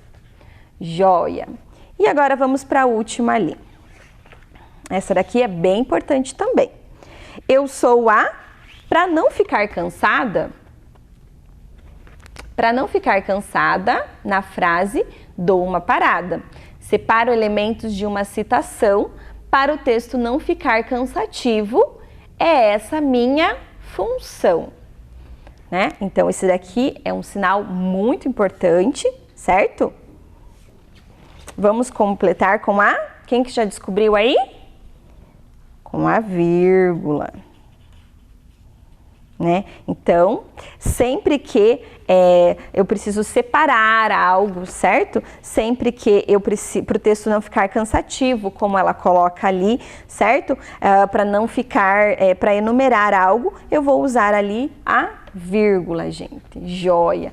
Então, está aqui o nosso poeminha completinho agora, certo? A professora vai retomar aqui com vocês, então, alguns sinais. Joia? Então, sinais de pontuação. Vejam aqui. Vamos pensar aqui as características deles, certo? Olha aqui. Quem é que indica uma pequena pausa na leitura para fazer enumerações? Qual que é? É a vírgula, né, gente? Então, sempre que a gente quer fazer uma pausa, indicar enumeração, nós usamos vírgula. Agora, esse aqui, ó, indica a fala de um personagem. Sempre que alguém vai falar, como que eu vou explicar isso no texto? Como que eu vou colocar isso no texto? Antes eu vou colocar o travessão, tá? Não pode esquecer disso também. E agora, quem será que é o próximo? Indica o final de uma frase, né? Lembra lá da fala da Emília? Acabou, findou-se. Aqui é o ponto final, certo? Joia. E esse aqui, ó, indica uma explicação, uma listagem, certo? Então, sempre que algo vai ser explicado, antes eu coloco o 2 pontos. E esse aqui, ó, indica alegria, espanto, irritação, medo ou tristeza. Então, denota sempre ali as emoções, certo? É o ponto de exclamação. Joia? Não pode esquecer disso. E aqui, por último, a professora trouxe para vocês o ponto de interrogação. Sempre que eu precisar fazer uma pergunta, eu vou usar no final daquela frase o ponto de interrogação. Certo, gente? Então, não pode esquecer a pontuação ali, não pode esquecer o uso, né? Para que eles servem, qual é a finalidade de cada um e como eles são importantes também Por quê, né? Se eu de repente vou falar alguma coisa e eu não uso a vírgula ou eu não uso o ponto de interrogação, pode ser que a minha frase, né, o meu texto não seja compreendido. Então, para que o texto seja compreendido, para que o texto passe a informação que ele quer passar, que ele precisa passar, eu preciso prestar muita atenção na questão da pontuação. Escrever, reler, ver ali aonde faltou alguma coisa, certo? Agora, nós vamos ali vamos ver uma outra atividade. Agora a professora trouxe para vocês uma atividade para relacionar, certo? Então vejam aqui. Relacione os sinais de pontuação com a sua função. Então aqui a professora enumerou, certo? 1, 2, 3, 4, 5, 6. Não coloquei todos os sinais de pontuação aqui, coloquei alguns, né? E aqui tem a vírgula, o ponto de exclamação, o 2 pontos, o travessão, o ponto final e a interrogação, o ponto, né, de interrogação. E aqui a finalidade de cada um. Quem é que indica o final de uma frase? Quem é que indica o início de uma fala? Quem é desses pontos que indica uma pequena pausa lá na leitura? Quem é que indica uma pergunta? E quem é que indica uma explicação, uma listagem? Ou indica alegria, espanto, medo e tristeza. Então, pensem aí um pouquinho com vocês. Quem desses sinais aqui, certo? Que indica que é o final de uma frase. O que vocês acham, né? De acordo com o que nós já vimos, de acordo com o que vocês já conhecem. Pensem aí um pouquinho. Quem é que indica o final de uma frase? Ah, é o número 5. Quem que é o número 5? O ponto final, certo? Joia, isso mesmo. Agora vamos pensar um pouquinho. Quem é que indica o início de uma fala? Quando uma pessoa vai falar, o que a gente tem que colocar lá no início? Vocês lembram? Vamos ver? Ah, é o travessão, olha ali. Não pode esquecer. E aqui, quem é que indica uma pequena pausa na leitura, né? Vamos pensar? Quem será? Já sabe aí em casa? Já sabe o número que você iria colocar aqui? Vamos ver? Ah, é a vírgula, né? Quando eu preciso enumerar, quando eu preciso dar uma pausa, eu sempre vou colocar a vírgula. E quem é que indica uma pergunta? Esse é muito fácil. Pensem lá. Joia, é o ponto de interrogação, isso mesmo. E quem é que indica uma explicação, uma listagem? Vamos pensar ali, né, dos que estão faltando. Ah, é o 2 pontos, né? Sempre que eu vou explicar alguma coisa, a pessoa vai falar, sempre que eu vou fazer uma listagem, né, vou definir algumas coisas e escrever ali, eu vou usar o 2 pontos. E só sobrou ali, né, olha só, o ponto de exclamação, que indica alegria, espanto, medo ou tristeza, né? Bem tranquila essa atividade, mais para reforçar mesmo aí, para vocês não esquecerem a função de cada ponto. Joia? Agora, acompanhe aqui com a professora um trechinho do texto lá da Emília, né? Lá da Emília, que nós lemos no início da aula. Caixinha de madeira com rótulos na tampa. Emília abriu uma e viu só vírgulas dentro. Olhem que galanteza! Exclamou. Vírgulas, vírgulas e mais vírgulas. Parecem bacilos do cólera morbo, que Dona Benta diz serem vírgulazinhas vivas. Emília despejou um monte de vírgulas na palma da mão e mostrou-as ao rinoceronte. Essas vírgulas servem para separar as orações, as palavras e os números, explicou ele. Servem sempre para indicar uma pausa na frase. A função delas é separar de leve. Emília soprou o punhadinho de vírgulas nas ventas de quindim e abriu a outra caixa.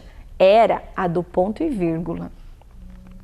Muito bem. Então, por que a professora retomou com vocês essa parte do texto, né? Sempre que nós vamos escrever, nós temos dúvidas quanto ao uso da vírgula, né? Então, hoje aqui nós vamos ver algumas situações em que a vírgula vai estar presente. Olha aqui, ó. A vírgula, ela é usada sempre que desejamos separar nomes próprios de lugar seguidos de data. Então, vejam aqui o exemplo. São Paulo, olha ali a vírgula, né? Vírgula, 12 de novembro de 2009. Então, eu estou separando o nome de um lugar de uma data, certo? Olha aqui, ó. Também usamos a vírgula para isolar termos dispostos em enumeração, né? Quando tem mais de um termo. Vamos ver um exemplo? Fomos ao cinema, tomamos sorvete, aqui, visitamos o bosque e depois voltamos para casa. Então, aonde que vai a vírgula? Nos itens ali que eu vou numerar, né? Então, fomos ao cinema, vírgula, tomamos sorvete, vírgula, né? Visitamos o bosque e depois voltamos para casa. Se tivessem mais itens, a professora usaria ali mais vírgulas, né? Também, gente, usamos a vírgula para isolar frases compostas por algumas conjunções, que dão a ideia de alternância, explicação, adversidade ou conclusão. Prestem atenção aqui nos exemplos. Não compareceu ao seu aniversário, porém enviou o presente. Veja, é uma ideia contrária, né? Não compareceu, mas porém enviou o presente. Então, eu vou ter a vírgula aqui. Depois, ou estude para avaliação, né? Ou resolva os exercícios. Aqui é uma ideia de alternância. Então, tem a vírgula ali depois, né, da palavrinha avaliação. Ou estude para avaliação, ou resolva os exercícios. Não fomos ao cinema, pois choveu bastante. Então, aqui é a ideia de explicação. Tá explicando por que nós não fomos ao cinema, né? Não fomos ao cinema, vírgula. Por quê? Pois choveu bastante. Depois aqui o próximo exemplo, uma ideia de conclusão. Meus primos chegaram de viagem, logo iremos visitá-los, né? Já que os primos chegaram de viagem, então logo nós iremos visitá-los. O logo aqui fica entre vírgulas. E também usamos a vírgula para separar o aposto e o vocativo. Como assim, professora? Vamos ver? Por exemplo, Beatriz, amiga de minha prima, recebeu a premiação. Tá? Então, aqui a gente compreende que o termo que aparece entre vírgulas, né, ali, é o aposto. Então, ele está identificando quem é a Beatriz. A Beatriz é amiga da minha prima. Então, aqui, vocativo e aposto. Você sabe o que é? Vocativo é uma palavra, um termo ou expressão utilizada pelo falante para se dirigir ao ouvinte. Pode ser através do próprio nome da pessoa, de um substantivo, de um adjetivo ou de um apelido. É o termo da frase usado para fazer um chamamento, um apelo. Na oralidade, ele é indicado com entonação. E na escrita, ele vem isolado por vírgula. O vocativo pode vir no início, no meio ou no final de frases. Por exemplo, aqui, ó, João, você pode me ajudar aqui? Quem será que é o vocativo dessa frase? É o João, né? Lembre que se dirige, né, um termo que se dirige ao ouvinte, né? Então, aqui nesse caso, João é o vocativo. Eu estou chamando o João, certo? Espera, meu filho, já estou terminando o jantar. Quem será que é o vocativo nessa frase? É o meu filho, certo? Estou me dirigindo a ele. E nessa aqui, você vem para a festa, professora? Aqui o vocativo é a professora. Jorginho, vamos à praia hoje? Né? Quem estou chamando? Vou falar com quem, né? Com o Jorginho. Então, aqui o Jorginho é o vocativo. E o aposto? O aposto é uma palavra ou expressão que explica ou que se relaciona com o termo anterior da frase, com a finalidade de esclarecer ou de explicar melhor este termo. tem função explicativa ou conclusiva. Na escrita, o aposto é sempre antecedido da vírgula e de 2 pontos. Por exemplo, Maria, irmã de Bernadette, vendeu todos os seus bordados. Então, aqui ele está explicando quem é a Maria. Esse aqui, então, a irmã de Bernadette é o aposto. A Revolução Francesa defendia 3 ideais: liberdade, igualdade e fraternidade. Então, está explicando quais eram os ideais defendidos. Veja que veio seguir o de, 2 pontos ali, e o aposto, são liberdade, igualdade e fraternidade. Os rios, os mares, as florestas, tudo isso precisa ser preservado. Estou falando de todos os itens anteriores, os rios, os mares e as florestas. Então, aqui está o aposto na frase. Jorginho, filho de Paulo, é um ótimo aluno, Então, o filho de Paulo aqui é o aposto, está explicando quem é lá o Jorginho. Muito bem. Para realizar a tarefa dessa semana, a professora já combinou com vocês, entrem no site da Secretaria Municipal de Educação e acessem lá, certo? E vão lá na escola retirar e fazer as suas atividades com muito capricho. Eu quero agradecer especialmente as professoras Cida e Larissa, lá da Escola Maria Antônia de Andrade, que contribuíram, que ajudaram a professora Patrícia nas aulas desta semana. Um beijão, pessoal! Só antes, vamos retomar os nossos objetivos. Então, vejam, reconhecer os sinais de pontuação. Reconhecemos os sinais, relembramos? Sim, não é mesmo? Compreender a função dos sinais de pontuação na escrita e na leitura, Nós vimos a importância dos sinais de pontuação e como eles fazem diferença tanto na leitura quanto na escrita.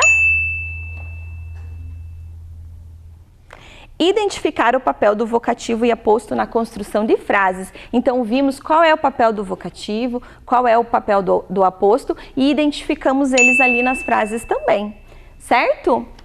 Quero agradecer novamente a participação de vocês, continuem assistindo às aulas e um beijão! Até a próxima, pessoal! Tchau, tchau! Vem aí, Ciências da Natureza. Olá! Sejam bem-vindos a mais uma aula de Ciências da Natureza.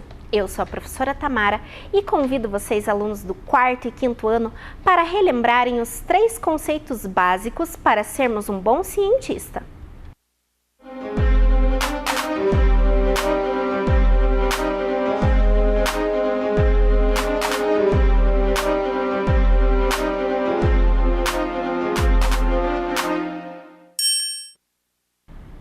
Investigação, experiência e conhecimento. Vamos retomar a nossa aula de ontem. Nós aprendemos que as adaptações são necessárias para permitir a sobrevivência dos seres vivos no ecossistema e elas contribuem para a existência de uma grande variedade de formas de vida na Terra. Aprendemos sobre as adaptações fisiológicas, adaptações morfológicas e comportamentais. As fisiológicas, elas estão relacionadas à temperatura em que o ser vivo está inserido no ambiente. Aprendemos também que as adaptações morfológicas estão relacionadas às estruturas externas dos seres vivos e as comportamentais relacionadas ao comportamento de alguns seres vivos para sobreviverem no meio em que vivem. Falando em adaptação, olhem aqui para o quadro e vejam essa imagem.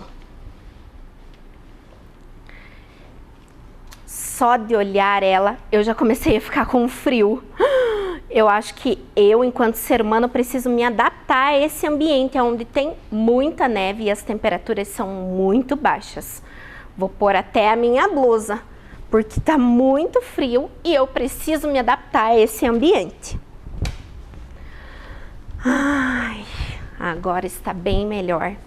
Bem, se os animais se adaptam ao meio em que vivem, nós, seres humanos, também precisamos nos adaptar.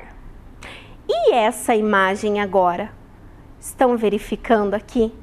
Que sugere um lugar já com temperaturas mais altas? tô começando a ficar com calor. Enquanto ser humano, também preciso me adaptar a essa temperatura e esse ambiente. Bem, já dá para eu tirar a minha blusa aqui, porque tá começando a ficar calor e esquentar.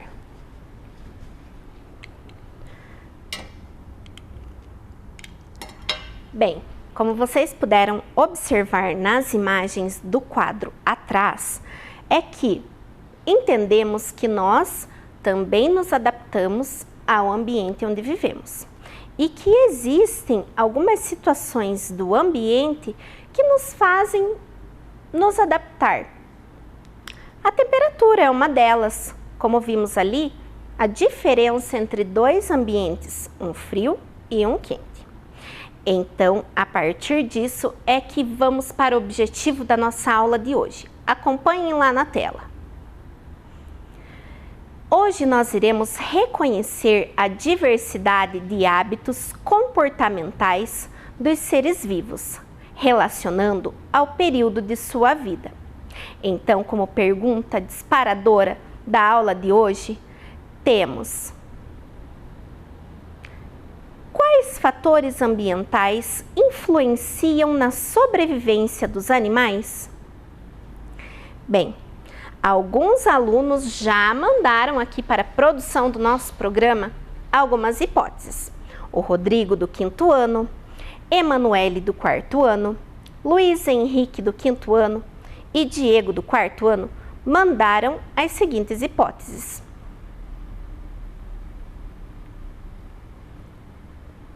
O desmatamento, a falta de alimentação, o clima, a caça dos animais e entre outros aspectos estão relacionados às adaptações do meio ambiente.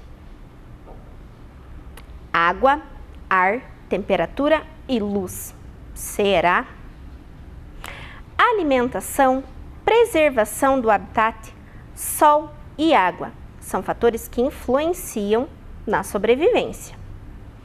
E a outra, temperatura da água, da terra e do ar. Bem, no decorrer da nossa aula, iremos verificar se essas hipóteses estão mais ou menos ali na nossa linha de raciocínio. E partiremos então para a nossa experiência. Anotem aí os materiais: tesoura, papel, lápis de escrever, lápis de cor, borracha, cola, copo, barbante ou palito de churrasco. Bem, na nossa experiência de hoje, nós iremos fazer um taumatrópio.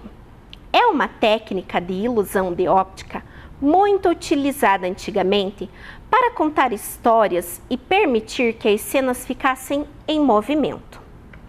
Então, com o auxílio do copo e com a folha, vocês irão fazer 2 círculos, assim como a professora irá fazer aqui na folha.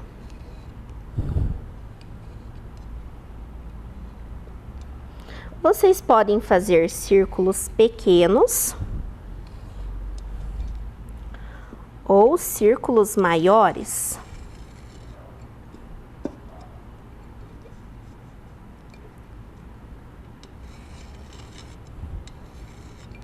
Assim. Após feito isso, usarão o lápis para desenhar. Em um dos círculos, vocês irão desenhar um animal e no outro, o habitat onde ele vive. A professora já fez aqui uma demonstração. Eu desenhei um passarinho e o galho onde ele vive, que é nas árvores. Após feito isso, com a ajuda de um adulto, vocês irão recortar os círculos. Já trouxemos aqui recortado para vocês entenderem mais ou menos como que é para ser feito. Assim.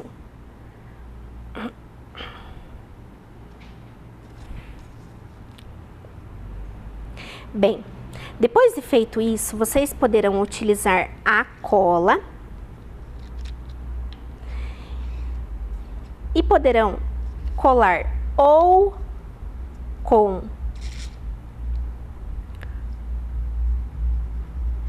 o palito de churrasco. Passa bastante cola aqui para colar não só o palito, mas também o papel.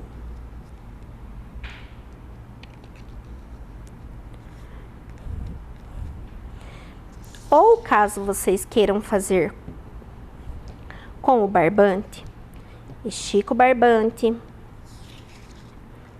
passa a cola aqui em todo o papel.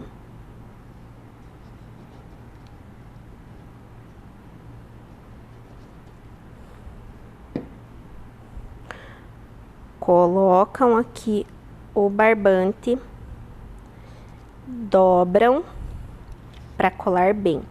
Lembrando que vocês precisam deixar com que a cola seque. Depois pode cortar aqui o barbante com a ajuda de um adulto para utilizar a tesoura. E está pronto o talmatrópio. Vamos ver se ele funciona? A professora já trouxe aqui alguns modelos. Esse daqui é feito com o palito de churrasco. Quanto mais rápido vocês movimentarem, mais aparece o pássaro no galho. Conseguiram observar?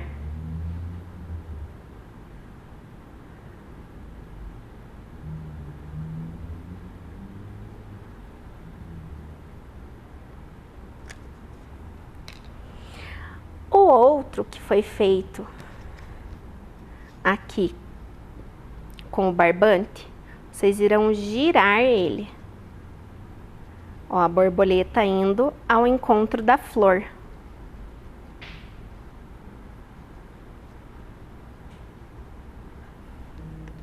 Temos um outro modelinho aqui do pássaro. Esse é feito de barbante. E aqui o do cachorro e os pássaros.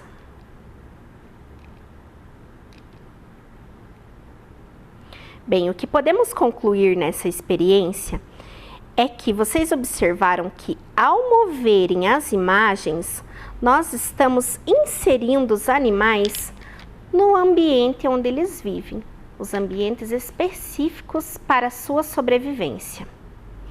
Contudo, será que realmente um animal apresenta características específicas e se adaptam para sobreviver em ambientes diversificados? Vamos ampliar aqui os nossos conhecimentos. Se estamos falando de adaptações específicas dos seres vivos, vejamos esse conceito. Sabemos que todos os animais necessitam da água para que o seu organismo funcione.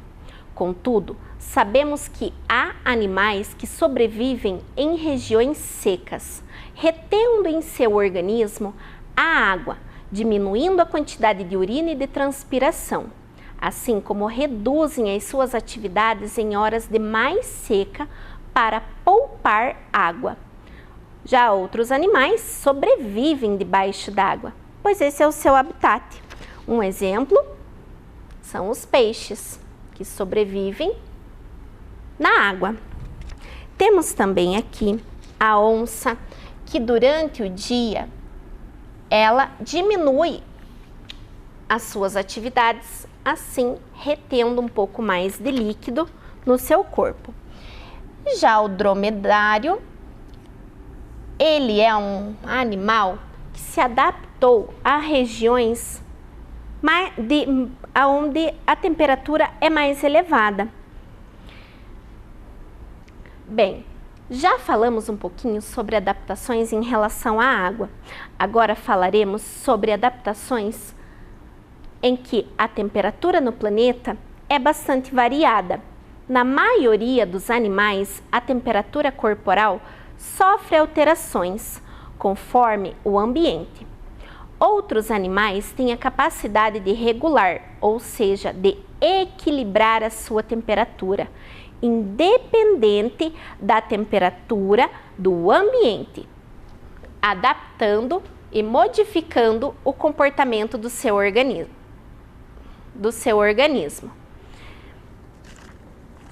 Trouxemos aqui mais algumas imagens de animais para que vocês verifiquem que eles são espécies diferentes e vivem em ambientes diferentes. Esses aqui, eles se adaptam a temperaturas diferentes também. O escorpião do deserto e o óryx da Arábia vivem em ambientes onde a temperatura é mais elevada.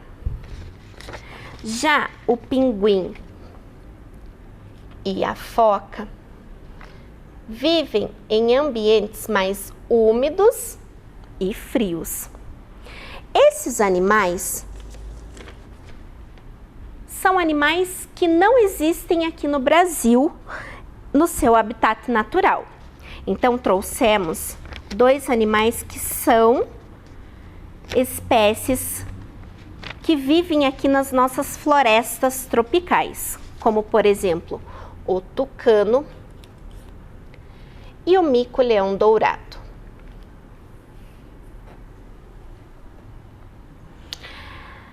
Já falamos da água, da temperatura, agora falaremos um pouco sobre a luz, que também interfere na adaptação do animal. A luz interfere nas atividades dos animais, tanto que há animais que apresentam hábitos diurnos e noturnos. Nesse caso, os animais diurnos são animais que são ativos durante o dia, ou seja, no período em que há luz do sol, e existem animais que desenvolvem hábitos noturnos. Os animais desenvolvem atividades à noite. A luz também influencia na mudança da pelagem dos animais. Muitos, para poderem sobreviver, no caso de regiões frias, mudam a sua coloração no ambiente para poder se camuflar e seus predadores e algumas espécies mudam a pelagem conforme as estações do ano. Então, cada animal ele se modifica para que ele possa sobreviver no ambiente, dependendo da luz. Alguns têm hábitos diurnos e outros noturnos. Vamos verificar aqui alguns exemplos. O morcego é um animal que tem hábitos noturnos. Já o camaleão, os seus hábitos são diurnos, pois ele precisa da luz solar para que ele modifique a sua cor, entrando em uma adaptação morfológica, assim se camuflando e se protegendo de alguns predadores. Temos também a toupeira, que possui, o seu habitat natural é embaixo da terra, por isso ela não desenvolve muito bem a sua visão, pois ela não necessita. Ela vive embaixo da terra e não precisa da luz do sol para sobreviver. Já o esquilo, seu hábito de sobrevivência é diurno. E, como falamos aqui, alguns animais modificam a sua pelagem para sobreviverem. Observem aqui no vídeo. Aqui, nessa imagem, aparecem duas lebres. Uma está bem camuflada aqui, ó. Ela modificou a sua pelagem para se camuflar e também por conta da adaptação da temperatura.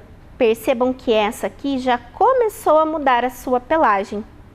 E aí, gostaram de aprender um pouco mais sobre as adaptações dos animais? Então,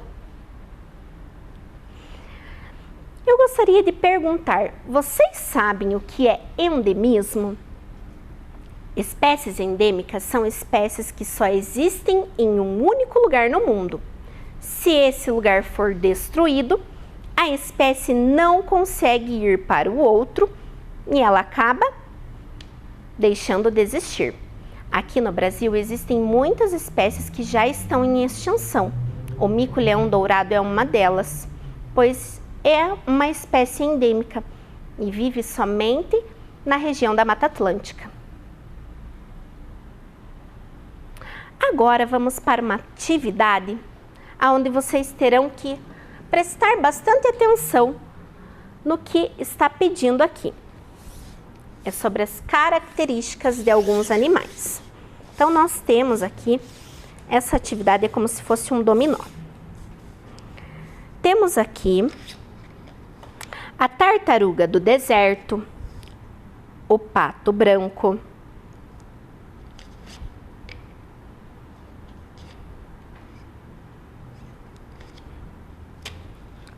lagope de cauda branca, feneco ou raposa do deserto e o bufo branco, também conhecido como coruja do Ártico.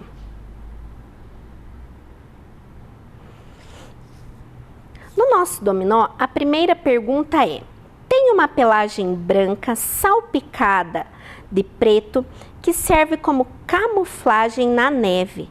Neve? E aí? Quais desses animais se encaixa com essa peça? Parabéns, alunos do 4º e 5º ano, que responderam que é o bufo branco. A próxima pergunta é: meu amigo tem o corpo revestido de uma camada de gordura que impede a água de molhar as camadas mais interiores das penas e a pele ajuda a flutuar pelas águas. Flutuar pelas águas, essa está muito fácil. Parabéns, alunos do 4º e 5º ano que responderam que é o pato branco. A próxima pergunta é: meu amigo mora no deserto, tem uma carapaça dura que a protege do sol e dos inimigos e costuma cavar a sua toca subterrânea. Também está fácil. Carapaça? Quem aí, aluno do 4º e 5º ano, acerta? Parabéns, quem respondeu que é a tartaruga do deserto. O próximo é: o meu amigo secreto no inverno se disfarça entre a neve com a plumagem branca e, se há perigo, ela não voa, corre. Já no verão, nas fêmeas crescem penas castanhas mosqueadas para proteger o ninho.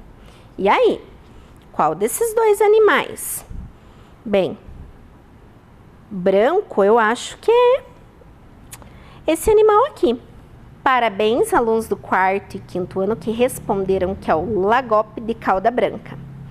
E por último, meu amigo chega a ter 15 centímetros de comprimento e a superfície grande e delgada das orelhas liberta calor de seu corpo como um radiador que o mantém fresco. Sobrou agora o feneco, que é a raposa do deserto. Viram aqui as suas orelhas grandes que servem para que ele não sinta muito calor no seu habitat natural? Bem, nós tínhamos uma pergunta disparadora, que eram: quais os fatores ambientais influenciam na sobrevivência dos animais? Bem, tínhamos algumas hipóteses. O desmatamento, a falta de alimentação, o clima e a caça dos animais eram fatores que influenciavam na sobrevivência.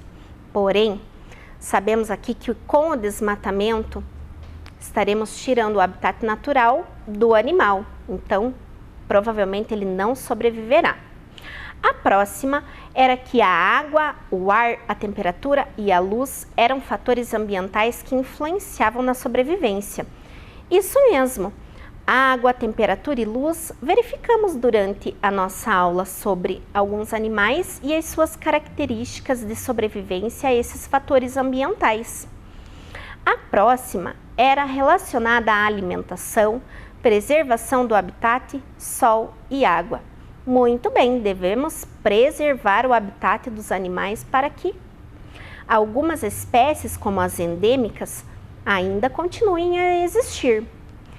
E, por fim, a temperatura da água, da terra e do ar. A temperatura é um dos fatores ambientais que interfere sim na sobrevivência do animal. Então podemos concluir que os fatores que influenciam na sobrevivência dos seres vivos são temperatura, umidade e luz. E aí, conseguimos atingir o nosso objetivo, que era reconhecer a diversidade de hábitos comportamentais dos seres vivos relacionando ao período de sua vida? Eu acredito que sim. Bem, como tarefa para a próxima aula, estaremos sugerindo realizar todas as atividades propostas pelos seus professores. E hoje, no dia 20 de novembro, é o Dia da Consciência Negra. E nós trouxemos aqui mulheres negras e as suas contribuições para a ciência.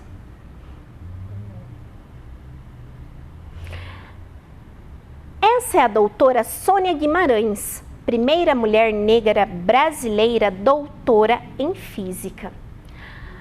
A próxima é a doutora Mai Jameson, a engenheira química que foi para o espaço. A próxima é a Jaqueline Góes de Jesus. Ela é coordenadora da equipe de cientistas brasileiros que sequenciou o genoma do coronavírus. Essa é a Radia Nicole Green, física norte-americana que desenvolve um tratamento revolucionário que usa nanopartículas ativadas a laser no tratamento do câncer. Essa é a Enedina Alves Marques. Ela é curitibana, morou aqui no nosso estado do Paraná e foi a primeira engenheira civil negra e mulher a se formar pela Universidade Federal do Paraná. E por fim, essa é Carolina Maria de Jesus.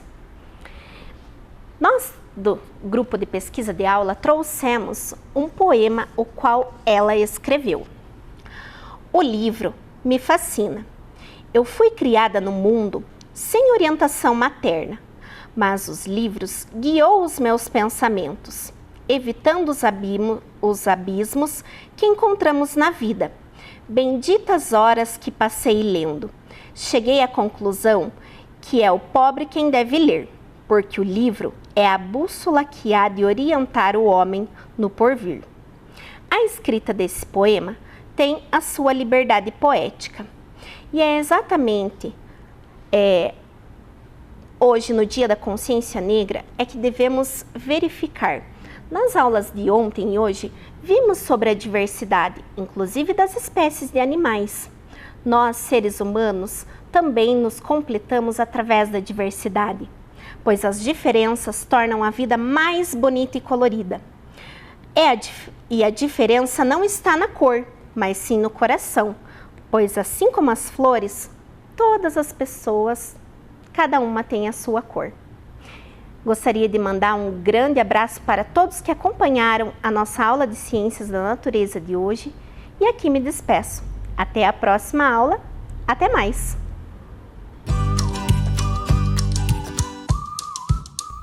Beleza, pessoal? Chegamos ao final de mais um dia de aulas e muito conhecimento. Nosso ano letivo continua até o fim. Estamos vencendo juntos essa pandemia. Esse coronavírus não pode nos impedir de estudar.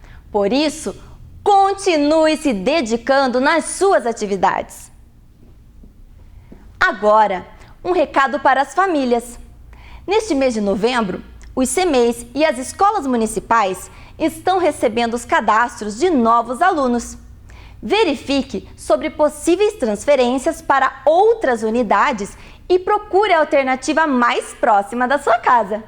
Para quem já está matriculado e vai permanecer na mesma escola ou CMEI, basta responder o contato da equipe gestora de onde o aluno estuda e seguir as orientações.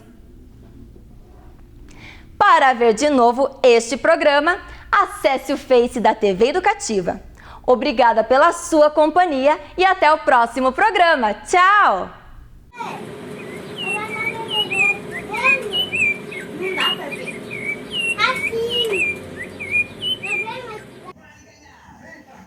Boa noite, pessoal. pessoal, hoje eu tô aqui com a atividade que eu fiz de artes, que era para inventar uma bandinha de rock, e o nome da banda é Os Ninjas do Rock.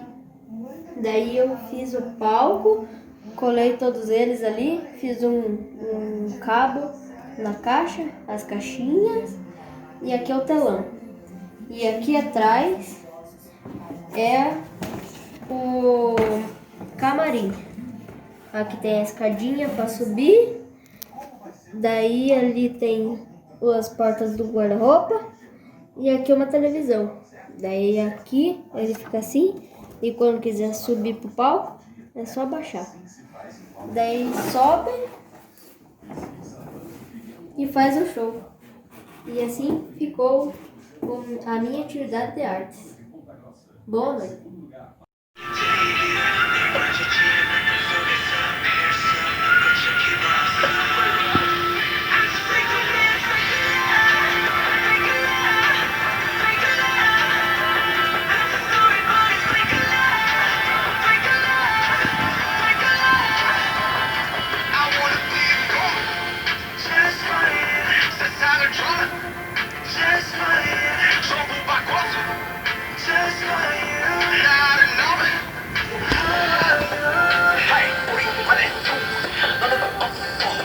내가 완전 잊어버렸어.